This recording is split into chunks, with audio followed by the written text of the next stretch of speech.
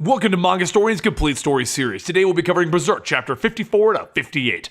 All alterations of the panel, text, and images are to prevent copyright problems, and all art is owned by its respective companies. Now, at the end of our last video, Guts was reunited with Casca and the Hawks in their attempts to rescue Griffith, who had been held prisoner for the past year. While a small group headed over to Wyndham to free Griffith from the Tower of Rebirth, back at the Hawks camp, demons started to show. Now at the lowest level of the tower, Guts opened the cell door to find the beaten and broken Griffith laying there. Once the cell door swings open, everyone looks at his body, and Guts' heart begins to sink. Griffith's body has begun to deteriorate, and most of the flesh has been ripped from his body. Casca begins to walk forward, and Guts shouts at her to stay away. Casca stops in place, and then Judo takes a key to unlock the clasp, holding Griffith's helmet on. Once he pulls it away, Guts and Judo see Griffith's face, or at least what it used to be. Guts shouts that this can't be Griffith, but as Griffith opens his eyes and sees Guts, his eyes begin to widen. Guts holds on to his old friend, but as Griffith tries to talk, no words come out. So Guts is left to hold Griffith and cry. Suddenly, everyone hears the cell door shut, and the deformed executioner tells everyone that it seems they're trapped here. But do not worry, princess. He has called the guards, and they'll be here in a few moments. Guts stands and asks the executioner if he's the one who did this. But the executioner says that the king told him to do whatever he wanted to him, and all the things that he did to Griffith. First, he cut his tendons in his hands and legs, then he peeled his skin down to the bone. Sometimes he would burn him with a hot iron or soak him in a boiling water bath. But what he's most proud of is the tongue that he cut out and now wears as an amulet. Guts stomps his foot, and the executioner says that there's no point. And in a flash, the end of Guts' sword shoots out of the door, skewering the executioner.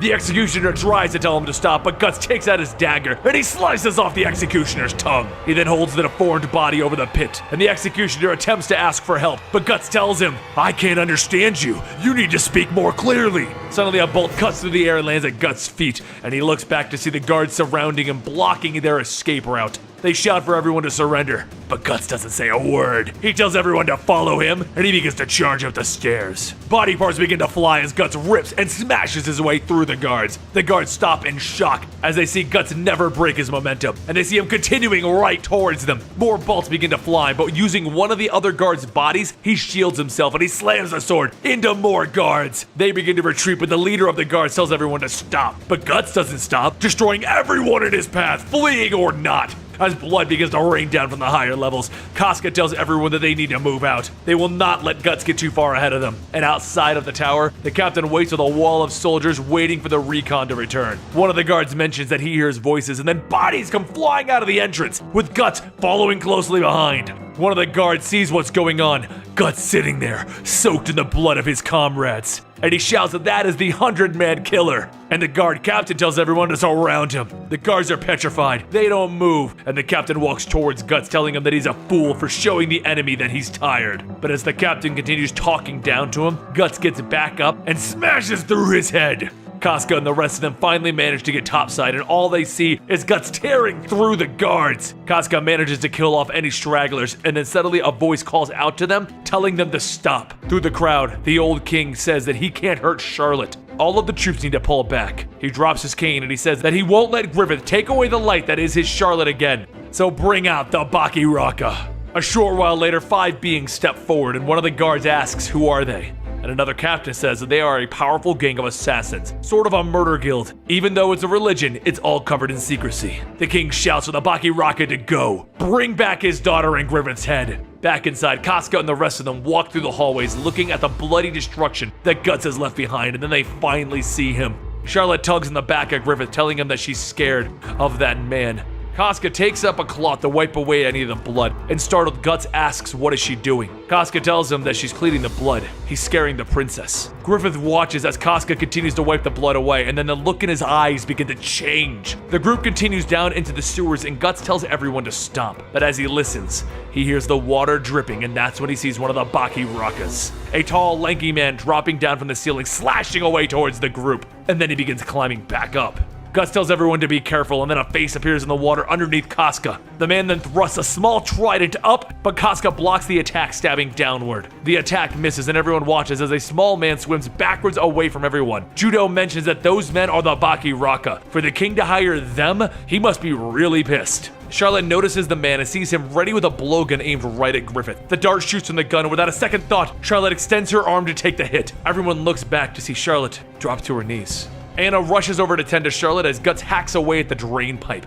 The small man jumps out of the way, and with one more backswing, Guts cuts that man in half. Suddenly, the lanky man appears again between the walls. The man offers a deal. Give him the princess and he'll guarantee her life, because that dart was poisoned. Casca looks back at Charlotte and then says, "Fine, you have a deal." The man then tells Anna to bring the princess and make sure not to do anything since she's not a part of the battle, or he will kill her. Charlotte reaches out to Griffith and tells him that she wants to be together with him. Griffith looks at her and then he begins to try and tell her something. And once he's done, Charlotte just closes her eyes and Anna takes her away.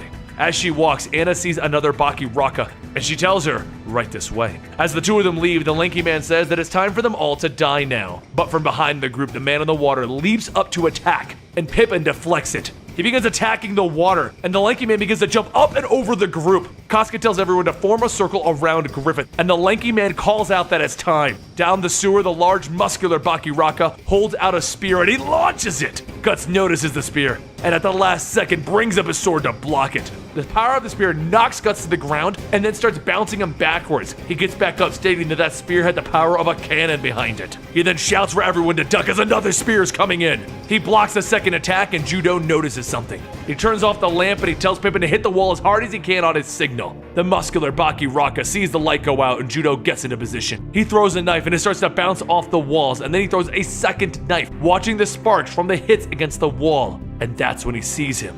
With two more knives, Judo quickly lunges forward and throws it to hit the water, and then back up, hitting the muscular man in the throat. Judo then calls to Pippin to do it now, and as the sparks light the passageway up, everyone attacks. Casca stabs down on the man in the water, and Guts splits the lanky man's head in two. As the bodies fall back into the water, Guts tells Judo that was incredible. Casca tells him to go ahead and turn the light back on, and then Guts asks if anyone smells something. They all begin to cough, and Pippin tells everyone not to light the torch, just run for the exit. Off in the distance, they see the woman who walked Anna out, and they notice that she's striking her bracelets together to make a spark. Fire begins rushing towards the group, and everyone starts to run. It begins to burn the bodies of the dead Bakiraka, and it starts to get closer and closer to the group. And seeing a crack in the ceiling, Pippin strikes the ceiling and tells everyone to duck. The fire rushes by and through the opening, shooting up outside. The blast lights up the graveyard, and Guts asks what the hell happened. Pippin tells him that he's been through a ton of these accidents in a mine. Fire always escapes upwards. Everyone tells him that it's amazing that he thought of that, and Pippin says that it wasn't him who noticed it. It was Griffith. Guts smiles, and the group continues onward. Back over at the castle, the king forces the female Bakiraka to her knees and he stabs her. As she falls to the ground, he tells her that he thought he made himself clear when he said no one harms the princess. The king then turns to Anna asking if she was a part of this, but Charlotte struggles, telling him no.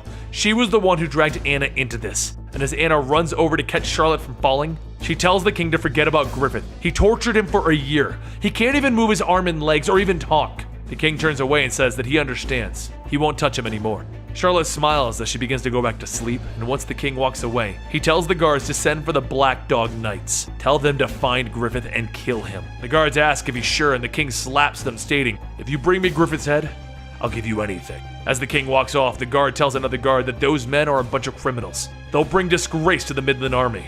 Elsewhere, the leader of the Black Dog Knights sits in his chambers with women all around him. Suddenly, the door opens as one of the men tell him that they have a job, and the leader says that he's busy right now. Plus, he has something important to do anyway. The man laughs, stating that it's an order from the king. He said the leader of the Hawks escaped. The leader begins to strangle the women in his lap, stating, "That's funny, because the thing that he had to do was kill the leader of the Hawks, Griffith." The story's continuing, and it's just getting more and more insane, and I want to know down below, what do you guys think about Berserk? Follow us on Twitter @MangaStorian, and I'll see you next time.